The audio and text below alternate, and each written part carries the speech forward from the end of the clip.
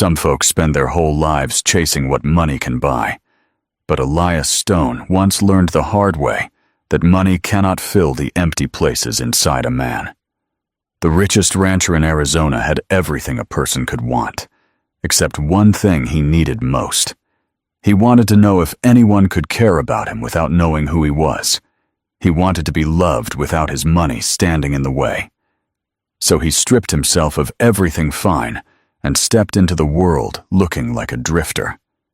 Torn boots, ragged shirt, dust on his skin. He walked into a town where no one knew his name. 2 women stood outside the general store in silk dresses and parasols. When Elias tipped his hat, they turned away. One of them said loud enough for him to hear that he smelled like he crawled out of a hog pen. Elias did not say a word. He kept walking. He counted their words as he passed, the way a lonely man counts anything to keep himself moving. At the end of the road sat a small, tired building with a crooked sign that read, "Way Station, water 1 cent, rest 5 cents. A woman knelt in the dirt beside dying tomato plants. Her gray hair was pinned back. Her calico dress had been washed so many times the color had nearly faded out of it. She looked up when Elias stopped. "You need something? Water? Got a penny?" "No." She studied him for a long moment, then walked inside without another word. Elias waited. 1 minute. 2. He thought she might not return at all. But then the door creaked open, and she came out holding a dented tin cup filled to the brim. "Drink." He drank every drop. It tasted like iron, and earth, and kindness. He had not felt in years. He handed the cup back. She did not invite him inside. She did not tell him to leave either. She just stood there in the doorway, as if measuring the weight of his soul. "I can work," Elias said. "Fences, ditches, anything. I do not need money. Just a place to sleep and meals." "You dig like a man who has not held a shovel in 15 years, she said. She did not ask why. She just stepped aside. "Supper is in an hour."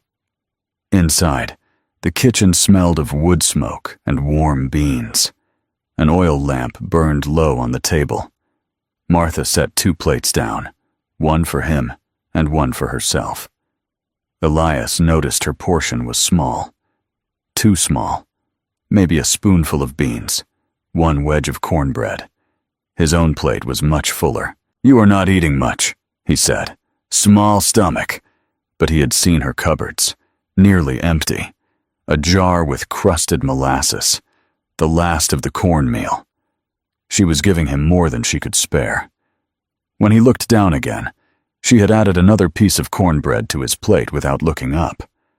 That simple act hit him harder than any words could. A woman with almost nothing had shared her last bite with a stranger. That night, Elias lay in the barn staring up at the rafters. The dirt was cold beneath him. Outside, he heard Martha cough. Dry. Sharp. Painful. He remembered the empty medicine bottle on her shelf. She had given every spare coin she had to 3 starving children who came by each week, hiding the little money she had left in their pockets so nobody saw. She was sick, yet she kept giving. Elias turned onto his side and felt the key in his pocket. A small brass key from Santa Fe. The key that opened the water control valve 3 miles north. The valve that could turn Martha's dying land alive again within hours. He closed his hand around it. Why does someone with nothing keep giving everything away? And why did a man with everything feel so empty? The drought grew worse. The well dropped lower. Martha prayed while Elias dug deeper into hard earth until his hands bled. Day after day he worked, the sun burning his back. The soil cracked like broken stone. The shovel bounced like it was hitting iron. Still, he kept digging. One afternoon, Martha was watering what little was left of her garden when 3 children appeared again. Dusty, thin, hungry. Martha fed them the last 3 wedges of cornbread in the house. She watched them eat like a mother watches her own. Then she pressed a small pouch of hidden coins into the oldest boy's hand. "Hide this. Come back next week." They left with crumbs on their faces. Elias hid behind the barn, holding torn pieces of soft leather he had ripped from his expensive boots. Boots that showed the truth of his wealth on the inside. He tore the lining out to make them honest, to make himself honest. Night fell heavy. He lay awake again in the barn. Martha's coughing returned, weaker but more painful, filling the darkness with a sound he could not ignore. Each cough pushed him closer to a decision he had been running from. He could save her land, save her crops, save her life, save her. But if he used that key, she would want to know how the water came. She would discover the truth he had hidden, the fortune he carried, the man he used to be. And he was terrified, not of losing his money, but of losing the only person who had looked at him with clear eyes and seen a man instead of a millionaire. Elias closed his hand around the brass key again. Dawn was coming. So was a choice.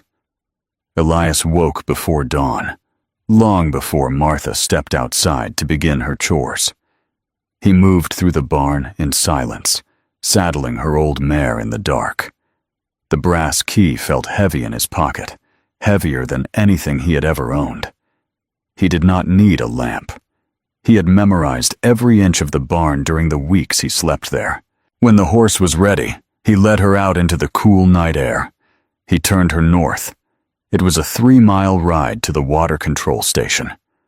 The land was quiet, silver in the moonlight, broken only by the sound of hoofbeats. Elias had built an empire, signed contracts that moved millions, but nothing he had ever done made his heart pound the way this ride did. When he reached the small wooden shack that covered the water valve, he dismounted and unlocked the heavy padlock. Inside, the air smelled of rust and old earth. His hands found the big iron wheel. He gripped it and turned. The metal groaned. The wheel resisted. Then it gave way. A roar began under his boots. Water surged through the buried pipes, thousands of gallons rushing into the empty irrigation channels that led straight to Martha's dying land. It sounded like a heartbeat waking up, like the earth beginning to breathe again. When the valve was wide open, Elias closed the lock, mounted the mare, and rode home through the fading night. He reached the barn just as the first light brushed the sky. He lay down on the straw and pretended to sleep. Minutes later, Martha stepped outside. She paused.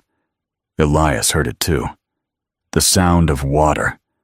Real water flowing through dirt that had been dry for months. Martha ran toward the ditch. When Elias walked out of the barn, rubbing his eyes like a man just waking, he saw her kneeling beside the flowing channel. Clear, cold water slid through her hands, through her fingers, down her arms. "Eli," she breathed. "Look at this." He kept his voice steady. "Maybe the spring broke loose. Hard to say." She stared at him longer than usual, her gray eyes studying his face, searching for something. Then she turned back to the water, tears slipping into the stream. The garden came alive. By noon, she and Elias were moving through rows that had been dead just days before. He lifted stones. She shaped new channels with her hands. The earth drank greedily. The squash leaves unfurled. Even a few tomatoes tried again. That afternoon, Elias found fresh clothes waiting for him in the barn, washed, folded, still warm from the sun. Beside them lay a handkerchief, carefully sewn, with a faded blue letter M in the corner. A quiet thank you. Days passed. Then weeks. The water kept flowing. The garden grew stronger. The air smelled of wet soil and hope. Then, one hot morning, the sound of a horse approached. Elias lifted his head from the ditch he was digging. A well-dressed rider slowed in front of the property. His boots were polished, his shirt crisp, the horse healthy and strong. Martha walked out onto the porch. "Help you?" she asked. "Yes, ma'am," the man said. "Name's Tom Hadley. I manage the Stone Ranch. I'm looking for Mr. Elias Stone. His lawyers say he's traveling through this region. I hoped he might have stopped here." Elias's stomach clenched. He kept his back turned, shovel in hand. "Stone," Martha repeated. "What does he look like?" "That's the thing. I've never seen him. Worked for him 3 years, but everything goes through the lawyers. Private man. Strange way to run a ranch, but he pays on time." Martha glanced at Elias. "Eli," she called softly. "You know anyone named Stone?" He turned slowly. Hadley's eyes passed over him without interest. Just a muddy drifter. Nothing more. "No, ma'am," Elias said. "Never heard of him." Hadley nodded. "We also had trouble with the canal. Someone opened the main valve without permission. Water's flowing east. If you hear anything, send word." Martha promised she would. Hadley rode away. The moment he disappeared around the bend, Martha walked straight to Elias. Not fast, not angry, but with purpose. She stopped in front of him. "Eli," she said quietly. Or should I say, Elias. The shovel slipped from his hands. She looked at his boots. Red clay was dried into the seams. Red clay that did not exist anywhere near her land, except near the water station. "I saw that mud yesterday," she said, "when you came back before dawn. You think I wouldn't notice?" He opened his mouth, but nothing came out. "Your Stone," she said. "All this time. The money, the land, the power. You came here pretending to be poor. It wasn't like that." "Then what was it?" she demanded. "Was I some kind of test? A game? Did you go back to your lawyers laughing about the widow who fed you her last piece of cornbread?" "No," Elias whispered. "I never laughed." "Good," she said, her voice breaking, "because none of this is funny." She stepped back. "You lied to me," she said. "Every day. You made me trust you while hiding the thing that mattered most." "Martha, I wanted to know if someone could care about me, not the money." "Me?" "Well," she said, "now you know." He reached for her, but she turned away. "Leave," she said. "Just leave." She walked into the house. The door closed. The latch clicked. Elias stood alone in the yard, where everything he had built had just come crashing down. He walked to the barn. The tin cup sat where he had left it. The one she had trusted him with.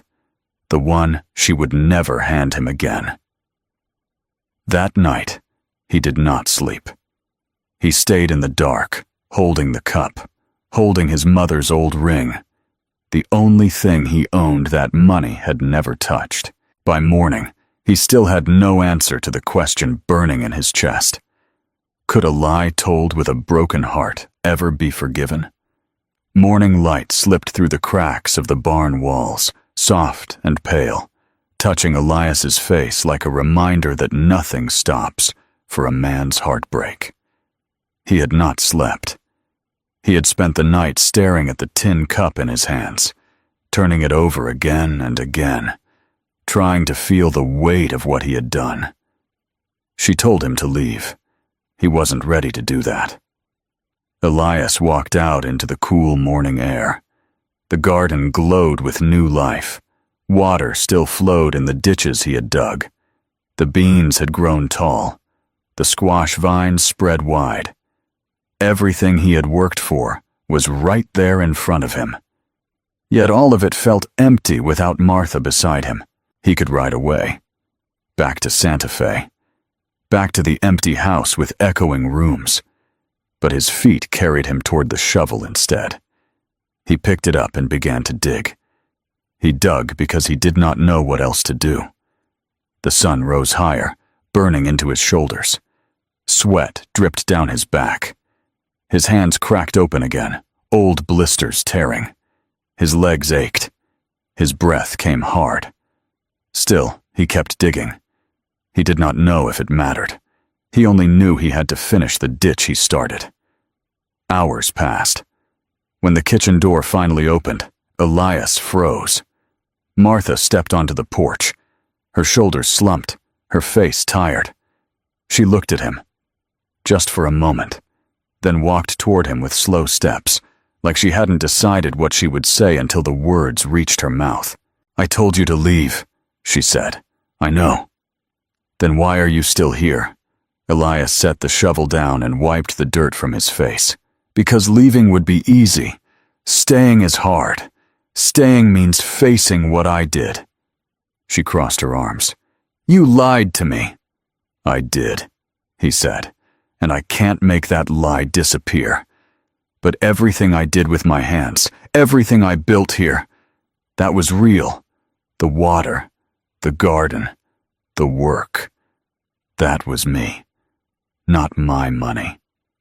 She looked past him at the ditch he had widened. Water flowed smoothly into the new channel, soaking the dry earth. "You could hire 100 men to do this," she said. "I didn't want 100 men," he said quietly. "I wanted to be someone who deserved to work beside you." She looked at him for a long time. Then, without another word, she turned and went back into the house. Elias didn't follow. He picked the shovel back up and kept working. By sunset, the ditch was finished. His whole body shook with exhaustion.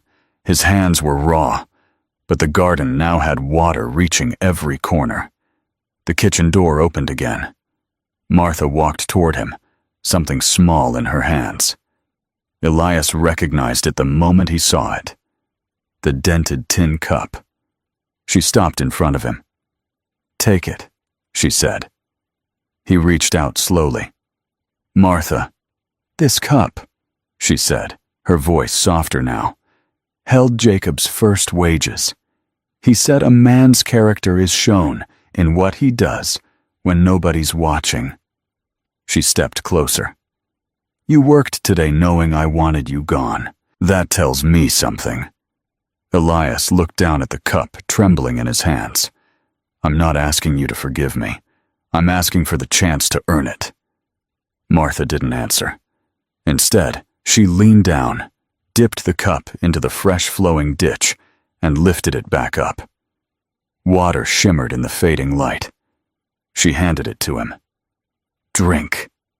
He drank. The water tasted cold and honest. When he lowered the cup, Martha was watching him with a tired but gentle look. "Keep it tonight," she said. "See if Jacob was right." Then she turned and walked back to the house. That night, Elias sat outside the barn, staring at the cup glowing in the moonlight. In his pocket, his mother's copper ring pressed against his leg. The only thing he had ever owned that money could not buy. A month passed, then another. Elias stayed. He fixed fences, cut wood, rebuilt the chicken coop, worked from dawn to dusk. Martha still carried hurt in her eyes, but the sharpness softened day by day. She set 2 plates at supper every night. She left clean clothes on his straw bed. She let silence between them grow peaceful again. Then, one evening, Elias asked her to walk with him. They climbed the hill behind the house just as the sun dipped behind the mountains. The land below glowed gold. The garden thrived. Water shimmered through the channels he dug. "It's beautiful," Martha whispered. "Yes," Elias said. But he was looking at her. He reached into his pocket. His fingers closed around the tin cup. Inside it lay his mother's ring. "You gave me something once," he said. "Something that meant everything to you. Now I'm giving you the only thing I have that money never touched." He held out the cup. Martha's breath caught when she saw the ring inside. "My mother wore it her whole life," Elias said. "She said love wasn't about gold. It was about choosing someone every day, even on the hard days." Martha lifted the ring out and turned it in the fading light. Her hands trembled. "I'm not asking you as Elias Stone," he said. "I'm asking as the man who worked in your fields, who shared your table, who found something here he never found anywhere else." She looked up at him, eyes shining. "You know how old I am?" she said. "I don't care. You know I'm sick? I don't care about that either."